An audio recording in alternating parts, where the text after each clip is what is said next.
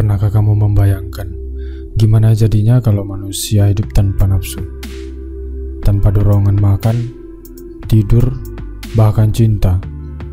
Apa jadinya dunia ini? Yuk kita bahas sama-sama. Pertama-tama, kita perlu paham dulu apa itu nafsu. Dalam arti sederhana, nafsu adalah dorongan dasar yang dimiliki semua manusia. Mulai dari nafsu makan, nafsu seksual, nafsu ingin tahu, hingga nafsu untuk bertahan hidup. Tanpa nafsu, manusia tidak punya alasan untuk bangun dari tempat tidur, mencari makanan, belajar, atau bahkan menjalin relasi. Kalau manusia tidak memiliki nafsu sama sekali, maka kita bisa bayangkan, kita tidak merasa lapar, jadi tidak makan, tidak merasa lelah, jadi tidak tidur, tidak ingin tahu, jadi tidak belajar, tidak ingin berrelasi, maka kita tidak jatuh cinta, tidak bersosialisasi.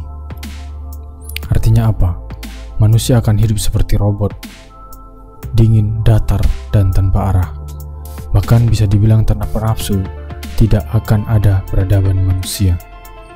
Karena setiap karya besar, penemuan hebat, atau bahkan pengorbanan heroik, semua itu lahir dari dorongan-dorongan dasar yang kita sebut nafsu ini.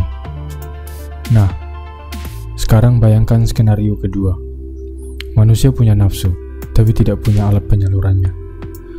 Misalnya, punya nafsu seksual, tapi tidak bisa menyalurkannya dalam bentuk relasi yang sehat atau kasih yang dewasa. Atau punya ambisi besar, tapi tidak tahu cara menyalurkannya secara positif. Apa yang terjadi? Pertama, tekanan batin, lalu frustrasi, bahkan ada perilaku menyimpang. Tanpa jalur yang sehat, nafsu bisa meledak dalam bentuk kekerasan, kecanduan, atau bahkan depresi. Itulah sebabnya alat penyaluran itu penting, bukan untuk mengekang nafsu, tapi untuk mengerahkannya. Jadi implikasinya adalah, nafsu itu bukan musuh, tapi tenaga kehidupan. Yang penting adalah cara menyalurkannya, dengan nilai, dengan kesadaran, dengan kasih, dan tentu saja dengan tujuan hidup yang jelas.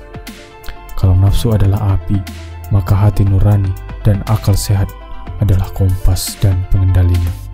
Jangan takut pada nafsu, tapi juga jangan biarkan nafsu mengendalikanmu.